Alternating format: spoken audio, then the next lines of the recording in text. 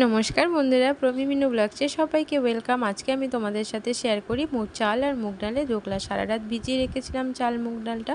তারপর এখানে টক দই দিয়ে মিক্সিতে স্মুথ পেস্ট বানিয়ে নেব, জল অ্যাড করিনি। দেখছো এরকম টেক্সচারটা হবে। তারপর একটু স্বাদ অনুযায়ী নুন দেব, একটু হলুদ দেব কালারটা আসার জন্য। হলুদটা স্কিপ করে গেলে কিন্তু কালারটা একটু হোয়াইট আসবে। তারপর এখানে ফ্রুট সল্ট বা ইনো দিয়ে দিলাম, বেকিং সোডাও দিতে পারো। তারপর গরম জল বসিয়ে ওটা ভাপে বসিয়ে দেব। আর যে বাটিতে দেবো সেখানে একটু তেল গ্রিস করে দিয়েছিলাম যাতে সাইডে লেগে না যায়। আর এখানে ফ্রাইং প্যান বসিয়ে তেল দিলাম, সর্ষে ফোড়ন দিলাম, কারি পাতা ফোড়ন, তারপরে একটু কাঁচা লঙ্কা আর ধনে পাতা দিয়ে দিলাম, আর নুন মিষ্টি দিয়ে দিলাম।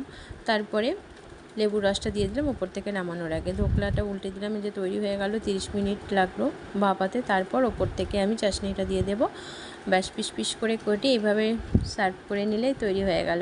গ্রিন চাটনিটা আজকে বানাইনি, আজকে আমি টমেটো কেচাপের সাথেই সার্ভ করলাম। ভালো থেকো সবাই।